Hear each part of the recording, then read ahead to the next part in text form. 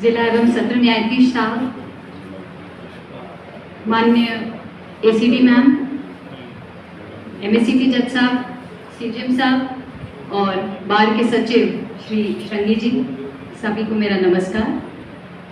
यहाँ सभागार में उपस्थित पूर्व न्यायाधीश श्री विजेंद्र गौड़ साहब,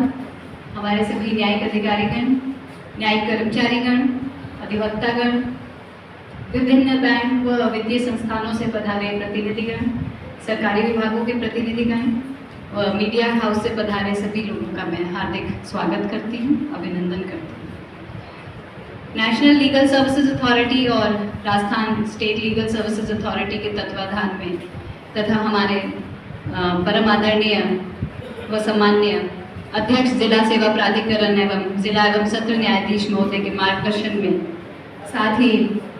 एसीडी मैम जो कि हमारे नेशनल लोक अदालत की नोडल ऑफिसर हैं, श्रीमती रेखा चौधरी मैम के नेतृत्व में कोटा न्याय क्षेत्र में जिला स्तर एवं तालुका स्तर पर आज इस वर्ष की तृतीय लोक अदालत का आयोजन किया जा रहा है।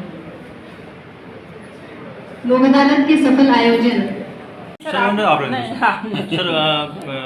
लोक अदालत का आयोजन किया गया, आज कितने मुकदमे सर लाए गए हैं? ये आज जो इस वर्ष की सेकंड नेशनल लोक अदालत है, हमारे जो नेशनल लीगल सर्विस अथॉरिटी और माननीय जो राजस्थान लीगल सर्विस अथॉरिटी के जो डायरेक्शंस है उसके तहत जिला विधिक सेवा प्राधिकरण कोटा के द्वारा भी ये दूसरी जो है साल की लोक अदालत का आयोजन किया जा रहा है। पिछली लोक अदालत में हमने करीब रेवेन्यू और ये सारी जो प्री लिटिगेशन और पेंडिंग केसेज का लगभग 50,683 केस का निस्तारण किया था। उसमें लगभग 1,03,327 केस को रेफर हुए थे और इस बार हमने सबने प्रयास करके ये आंकड़ा लगभग डबल से ज़्यादा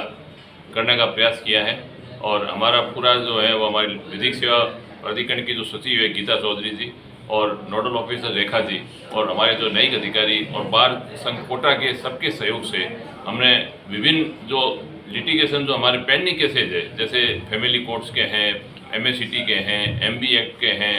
और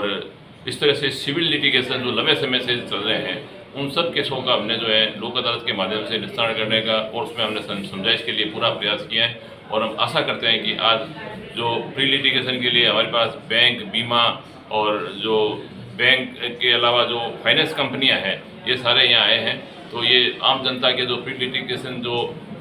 भविष्य में जो पैदा होने वाले मुकदमे हैं उनका भी डिस्पोजल तुरंत करेंगे ताकि वो अदालतों में आने से बचे और जो अदालत में पेंडिंग केसेज है उसका भी हम पूरा प्रयास करेंगे कि उसमें लिटिगेशन को कम किया जा सके और उसमें कमी लाई जा सके। हम ये मानते हैं कि कोटा न्याय क्षेत्र बहुत बड़ा न्याय क्षेत्र है और यहाँ पेंडिंग केसेज ज़्यादा है, तो हम सभी का ये प्रयास है कि कोटा न्याय क्षेत्र में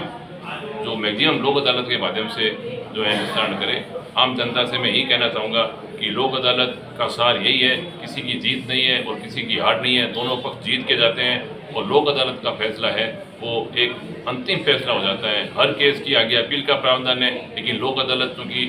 दोनों पक्षकारों के द्वारा सुझाए गए रास्ते पर और राजीनामा है, इसलिए इसकी कोई अपील नहीं होती है और दोनों पक्ष जीत के जाते हैं। कुछ बैंक ऐसी भी है सर जो राष्ट्रीय लोक अदालत है यहाँ से नोटिस जाता है और परिवादी यहाँ पेश होता है, लेकिन बैंकें यहाँ पर नहीं आ पाती। ये पिछली अगर 4 लोक अदालतों का अगर रिकॉर्ड देखा जाए तो कुछ बैंकें ऐसी है जो जानबूझकर नहीं आती, जिससे विवाद आगे बढ़ते हैं। नहीं, काफ़ी बैंकें जो है उनमें ये आ रही हैं और हम यहाँ उस लेवल पर भी वार्ता कर रहे हैं और आम जनता के लिए कोशिश कर रहे हैं। हमारे पास जिस तरह से हमने नोटिस जारी किए हैं, लिटिगेंट आते हैं कि साहब ये बीमा कंपनी या बैंक नहीं आई है, तो माननीय राजसा के हमारे जो सेक्रेटरी साहब है उनको हम इतना करते हैं और पूरी कोशिश करते हैं कि जयपुर लेवल पर उन अधिकारियों को बुला करके और उनको किया जाए। जैसे आपने पिछली बार देखा होगा तो पिछली बार से इस बार काफ़ी सुधार आएगा और हमारी यही कोशिश है सारे विभाग इसमें शामिल है। मैं ये भी कहना चाहूँगा कि विभाग जो रिकवरी करने के लिए बड़े अथक प्रयासरत है। लोक अदालत एक ऐसा सशक्त माध्यम है कि उनके वर्षों की जो रिकवरी है वो यहाँ उनकी वसूली हो जाती है, तो ये दोनों पक्षों को ही फायदा है। तो यहाँ जो इंटरेस्ट लेते हैं तो उनमें काफ़ी हद तक वसूली होती है। जैसे बिजली विभाग की बिल है वो 8-10 साल से पेंडिंग है और गेहूँ की तो लिमिटेशन ही चली गई है, लेकिन आम जनता जो पैसा वाजिब पैसा देना चाहती है तो यहाँ आकर के उनका अंतिम रूप से निस्तारण हो जाता है। केंद्र सरकार पहले ही हमें जो है ट्रेनिंग दी गई थी और पुलिस विभाग और हम क्या है कि आम जनता को भी इसके बारे में पूरा जो है वो साक्षर बनाने की कोशिश कर रहे हैं। ऐसी कोई परेशानी नहीं है और लगभग जो पुराने जो है उसमें धाराएं चेंज हुई है और कुछ नए प्रावधान आए हैं। नई चीज़ है, थोड़ा सा लागू करने में उसमें थोड़ा बहुत जो है वो होती है, लेकिन ये भारत का अपना जो कानून है, अंग्रेजों के कानून को समाप्त किया गया है, तो उसमें कोई परेशानी वाली बात नहीं है। अभी तो आम जनता के लिए एक अच्छा सशक्त माध्यम और हुआ है कि जो साइंटिफिक जो तरीके से जो इन्वेस्टिगेशन होना चाहिए और जल्दी से जल्दी जो है फैसला आना चाहिए, इन दोनों पर इस नए कानूनों में जोर दिया है। लेकिन सर शहर में कुछ गलत फहमियाँ भी पैदा की जा रही है 3 नए कानूनों को लेकर कि पहले पुलिस 24 घंटे में कोर्ट में पेश करेगी। अभी ये प्रावधान बताया जा रहा है कि 90 दिन तक वो पेश नहीं करे तो कोई कुछ नहीं। नहीं 90 दिन तक उसमें जेसीपीसी का प्रावधान है। पहले 15 दिन में जो है जेसीपीसी ले सकते थे। अब इन्वेस्टिगेशन के हिसाब से आपको इन्वेस्टिगेशन ऐसा है जिसमें ज़्यादा समय चाहिए, तो पुलिस ये नहीं कह सकती कि हमें इन्वेस्टिगेशन को टाइम नहीं मिला इसलिए हम अपराधी के बारे में पहुंच नहीं सके। तो ये एक जो है अब हर चीज़ को दुधारू रूप से अपन दे सकते हैं। कानून जो है वो फायदे के लिए बनते हैं, उसका कुछ मिसयूज कर लेते हैं, लेकिन पुलिस पर भी पूरा जो है वो नियंत्रण है और ऐसा नहीं है कि वो उसका मिसयूज करेंगे, क्योंकि उसके लिए उसको कारण देने पड़ेंगे किस कारण से चाहिए और मजिस्ट्रेट का उस पर पूरा कंट्रोल रहेगा। Thank you sir.